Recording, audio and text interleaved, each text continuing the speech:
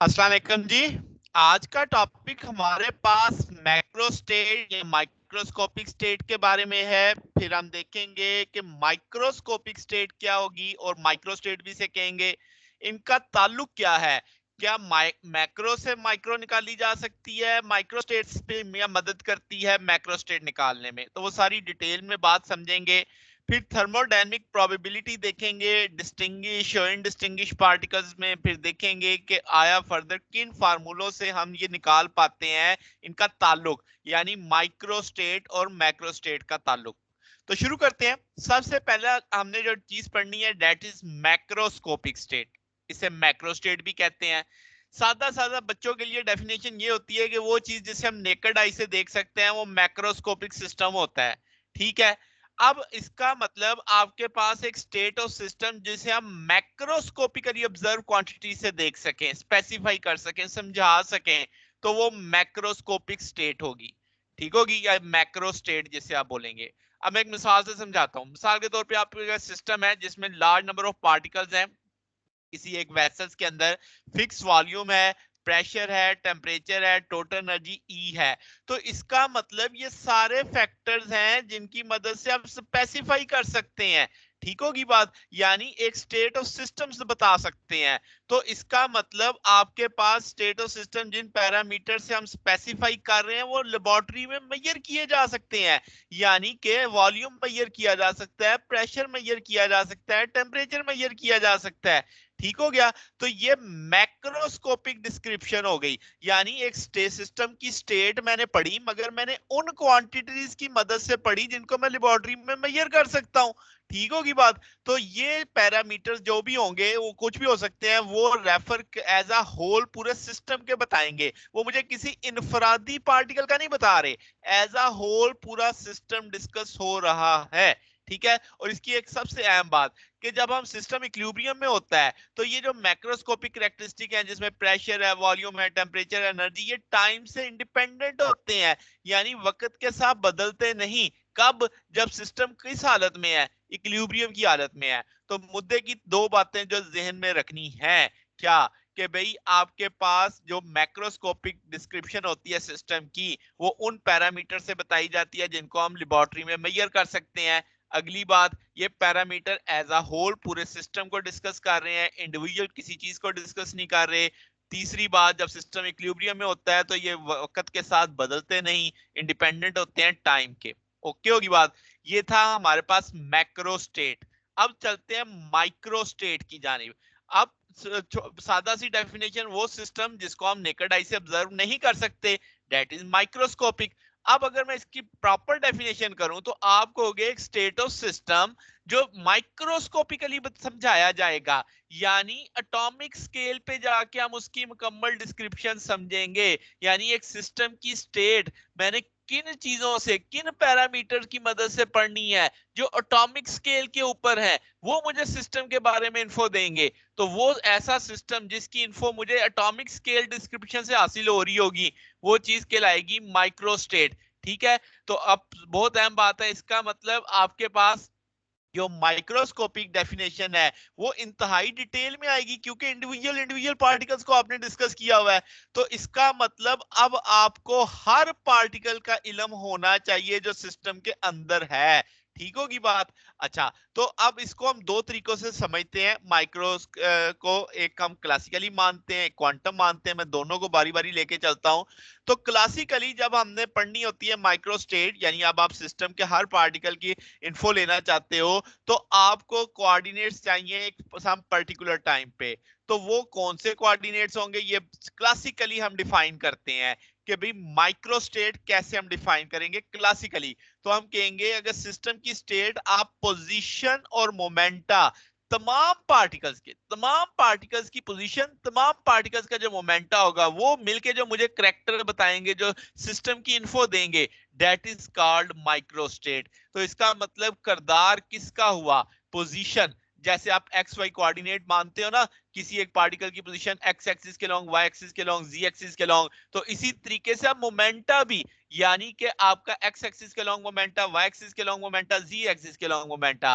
तो इसका मतलब ये हुआ टोटल 6 हो गई बातें क्योंकि आपके 3 स्पेशल कोऑर्डिनेट हो गए एक्स वाई जेड और 3 मोमेंटम के कोऑर्डिनेट हो गए p x p y p z. तो ये 6 नंबर जो होंगे ये मुकम्मल स्टेट बता देंगे मुझे किसी पार्टिकल की। ठीक होगी बात। अब अगला जो लेक्चर होगा ना वो बेसिकली इसी एक इस लाइन पे डिपेंड कर रहा होगा। ये फेज स्पेस का कंसेप्ट है, तो आगे मैं डिटेल में समझाऊंगा कि ये फेज स्पेस क्या होती है जिसमें ये 6 आपके कोऑर्डिनेट्स आते हैं। फिल वक्त तो मैं आपको समझा रहा हूं माइक्रो स्टेट के माइक्रो स्टेट को समझना हो क्लासिकली तो आपको 3 एक्स वाई जेड वाले कोऑर्डिनेट्स चाहिए, यानी 3 कोऑर्डिनेट ये हो गए, 3 मोमेंटम वाले कोऑर्डिनेट्स चाहिए।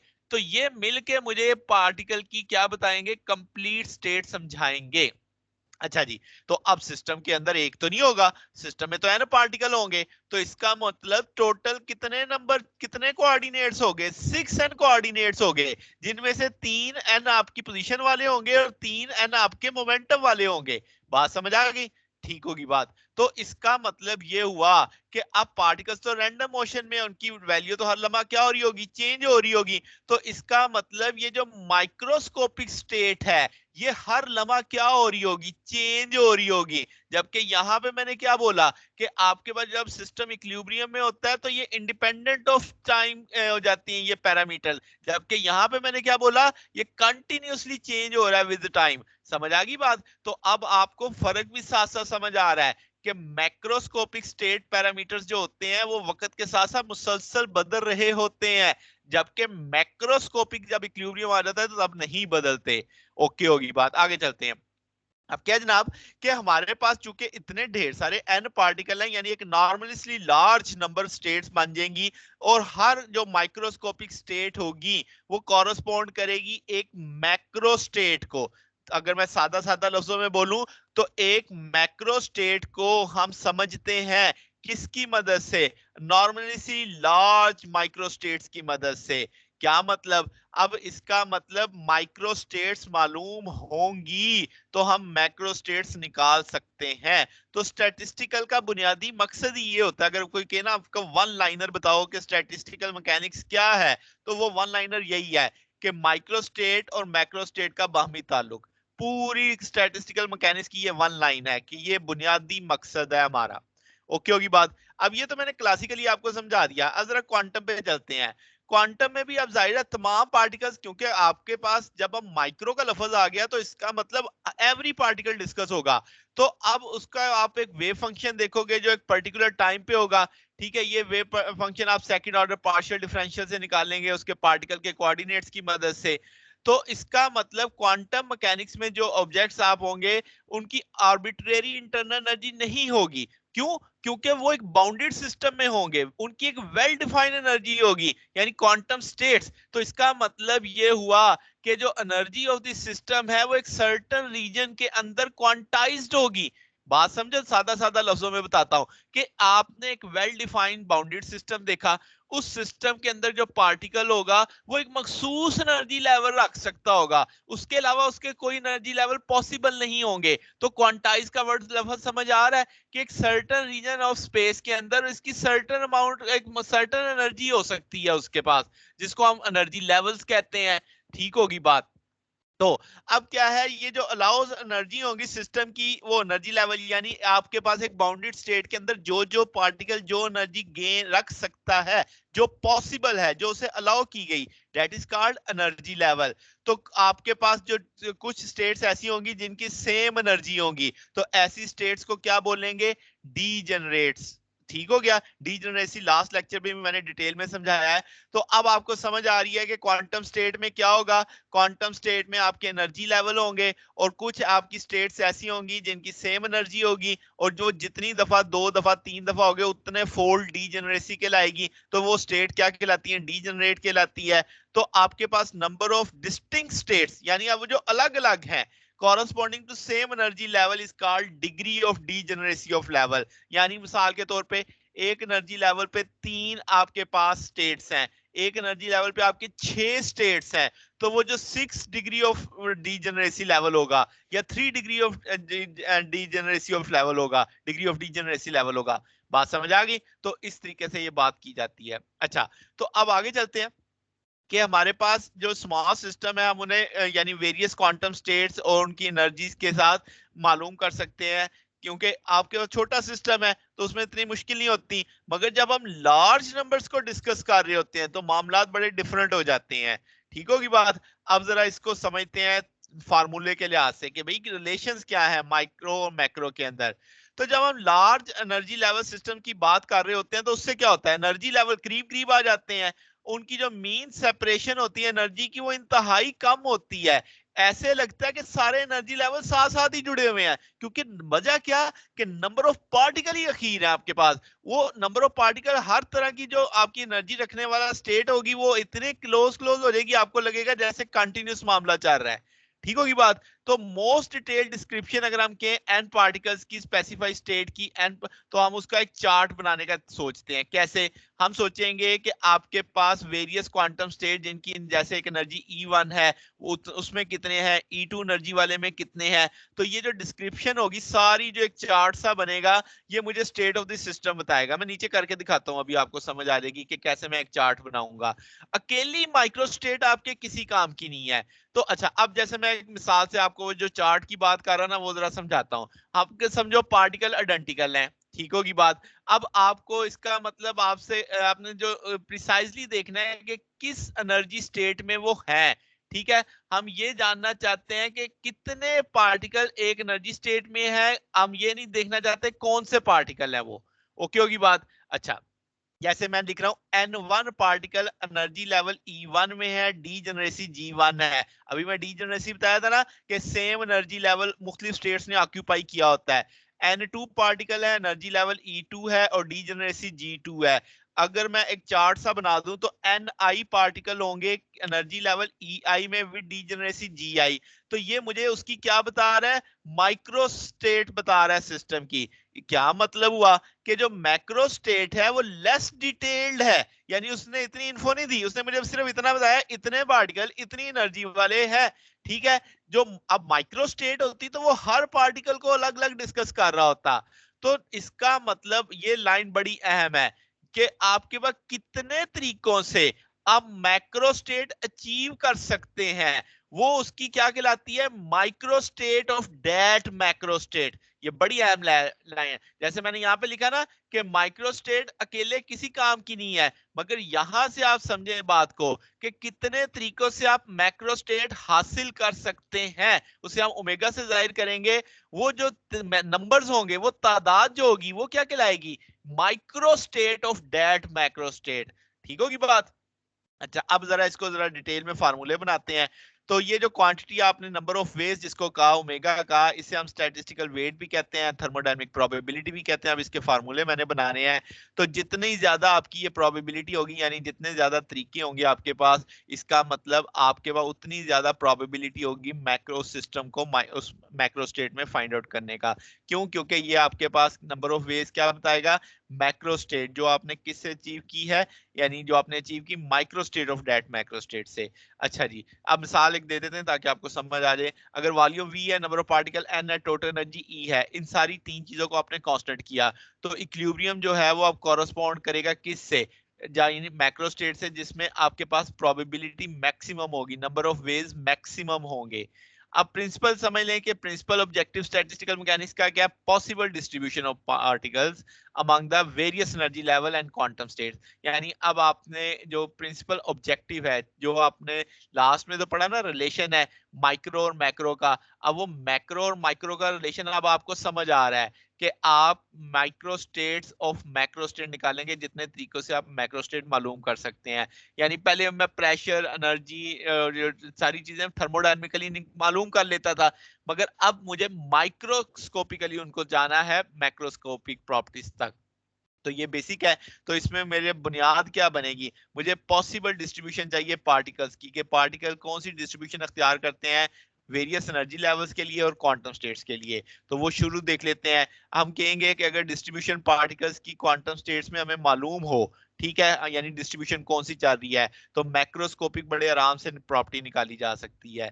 अब अगर हम कहें कि सिस्टम कंपोज है एन आइडेंटिकल और डिस्टिंग्विश पार्टिकल्स में, तो total number of microstate to the macrostate जो होंगी वो स्पेसिफाई करेंगे। ऑक्यूपेशन नंबर n1 n2 है, आपके पास प्रोबेबिलिटी आ जाएगी n factorial ni n1 factorial n2 factorial g1 n1 factorial g2 n2 factorial. मैं समझा देता हूँ ये है क्या। नंबर ऑफ पार्टिकल्स कितने थे n, तो ऊपर n फैक्टोरियल आ गया।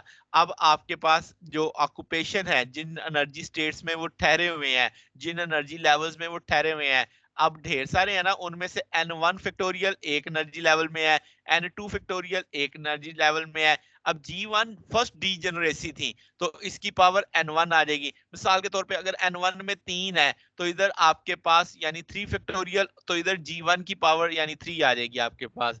समझ गए बात। तो इसी तरीके से n2 जितने नंबर्स होंगे वो आपके पास उतनी डीजेनरेसी उसकी वो पावर आ जाएगी। अब इसका मतलब आपने रिस्ट्रिक्ट किया है कि इतने एनर्जी लेवल में इतने पार्टिकल हो सकते हैं। तो अब मिसाल के तौर पे एक एनर्जी लेवल में अब मुख्तलिफ तरह के क्या है डिस्टिंग्विश पार्टिकल थे ना, अलग अलग पार्टिकल थे। मिसाल ले लो अपने लिए आसानी से समझ आ जाएगी, red green blue orange, red green blue orange. तो रेड ने एक एनर्जी कवर कर ली, मैंने उसे n1 फैक्टोरियल लिख दिया, ठीक है। अब उतनी ही एनर्जी ऑरेंज ने भी कवर कर ली, तो डीजेनरेसी आ गई ना भाई कि सेम एनर्जी स्टेट ऑक्यूपाई की है, अगरचे पार्टिकल आपके पास क्या है डिस्टिंग्विशेबल है। तो अब आइडेंटिकल है, यानी आप समझो सारी बॉल्स हैं और सारी बॉल्स एक जैसी हैं मगर उनके कलर्स डिफरेंट डिफरेंट हैं। तो बॉल्स तो आइडेंटिकल होगी मगर डिस्टिंग्विश आप कर सकते हो उनके कलर्स की बुनियाद पे। तो अब आपके पास जो उनकी एनर्जी स्टेट्स आएंगी, यानी जो उन्होंने एनर्जी ऑक्यूपाई की होगी वो आप अलग अलग है। रेड ने कुछ और की होगी, सारी रेड्स की एनर्जी एक जैसी नहीं होगी, सारी ऑरेंज की एक जैसी नहीं होगी, मगर कुछ रेड वाली एनर्जी जो होगी जिन्होंने ऑक्यूपाई की हुई है उतनी ही ऑरेंज वालों ने की हुई है। इसका मतलब डिग्री ऑफ डीजेनरेसी 2 हो गया, तो ये G1 उसको रिप्रेजेंट कर रहा है, G2 भी इसी तरह रिप्रेजेंट होगा। अब जो अगली बात है ये आपको और अच्छा समझा देगी। अगर मैं कहूं एक गैस में n मॉलिक्यूल्स हैं और वो सारे मॉलिक्यूल डिस्टिंग्विशेबल हैं और हम कहेंगे उनके दरमियान की जो दूरी है वो उनकी डी ब्रोगली वेवलेंथ से ज्यादा है, तो हम जो ऊपर फार्मूला बनाया है हमने, तो हम कहेंगे इसमें कोई रिस्ट्रिक्शन नहीं है किसी पार्टिकल पे कि वो सेम क्वांटम नंबर ऑक्यूपाई करे। यानी अब आपने आजाद कर दिया, रिस्ट्रिक्शन नहीं दी कि इतने इतनी एनर्जी में होंगे, इतने इतनी एनर्जी में होंगे। तो देखो वो जो आपके पास G1 जो आपकी डीजेनरेसी थी वो खत्म हो गई, फार्मूला सिर्फ ये बच गया आपके पास। बात समझ आ गई। तो अगर रिस्ट्रिक्शन होगी तो आपको बताना पड़ेगा कि इतनी डीजेनरेसी हो रही है, डीजेनरेट स्टेट्स इतनी हैं, तो वो साथ में मेंशन करनी पड़ेंगी। तो दोनों फार्मूला में समझ आ रही है ना बात, कि जब आपकी कोई रिस्ट्रिक्शन नहीं होगी तो इसका मतलब आपकी कोई डीजेनरेसी आप समझ ही नहीं रहे, उसे कंसीडर ही नहीं कर रहे। तो ये चीज है। अब अगली बात पे चलते हैं, इसमें n आइडेंटिकल और डिस्टिंग्विशेबल पार्टिकल थे। अब मैं कह देता हूं n इनडिस्टिंग्विशेबल बोसॉन्स हैं। बोसॉन्स वो पार्टिकल होते हैं जिनकी हाफ इंटीग्रल स्पिन होती है। तो इसमें भी उसी तरीके से आपने टोटल नंबर ऑफ माइक्रोस्टेट्स निकालनी है जो मुझे मिलके क्या बताएंगी, मैक्रोस्टेट बताएंगी, जिनमें set of occupation n1 n2 है। तो अब फार्मूला क्या हो जाएगा, आपने ith स्टेट तक जाना है, ni प्लस जी आई माइनस वन फैक्टोरियल आ जाएगा, n फैक्टोरियल जी आई माइनस वन। अब जी आई आपके उसी तरीके से डीजनरेसी है और ni आपकी वो जो एनर्जी होगा, यानी n1 के लिए आ जाएगा, n2 के लिए, n3 के लिए। अब वो कितनी डीजेनरेसी स्टेट के अंदर है वो वैल्यू आ जाएगी आपके पास। इस तरीके से आप निकाल लेंगे। सेम फार्मूला सारा कुछ वही है, मगर अब हम किसके लिए डिस्कस करेंगे, फर्मियंस के लिए। फर्मियंस वो होता है जिनका ऑड हाफ इंटीग्रल स्पिन होती है। तो अब आप उनकी टोटल नंबर ऑफ माइक्रोस्टेट्स निकालना चाहते हैं जो मिलके मुझे क्या बताएंगी, मैक्रोस्टेट बताएंगी। तो सेम फार्मूले में थोड़ा सा बदलाव हुआ है, अब ऊपर जी आई फैक्टोरियल एन आई फैक्टोरियल जी माइनस एन फैक्टोरियल आ जाएगा, यानी यहां से थोड़ा सा ऊपर बदलाव किया गया फार्मूले के अंदर। तो ये फर्मियंस के लिए आपकी नंबर जो प्रोबेबिलिटी है नंबर ऑफ वेज निकालने का, नंबर ऑफ माइक्रोस्टेट निकालने का फार्मूला कुछ और है, बोसॉन्स के लिए कुछ और है, और क्लासिकली आपका कुछ जो इंडिस्टिंग्विशेबल पार्टिकल्स के लिए कुछ और है। तो ये जनाब हमारा आज का टॉपिक था। अगर आपको इसमें कोई बात पूछनी हो, डाउट हो, तो नीचे कमेंट्स में पूछ सकते हैं। वीडियो अच्छी लगी हो तो वीडियो को लाइक कीजिएगा, दोस्तों के साथ शेयर कीजिएगा, चैनल को भी सब्सक्राइब कर दीजिएगा। अब तक के लिए इतना ही, बाकी इंशाल्लाह फिर नेक्स्ट देखेंगे। ओके, अल्लाह हाफिज।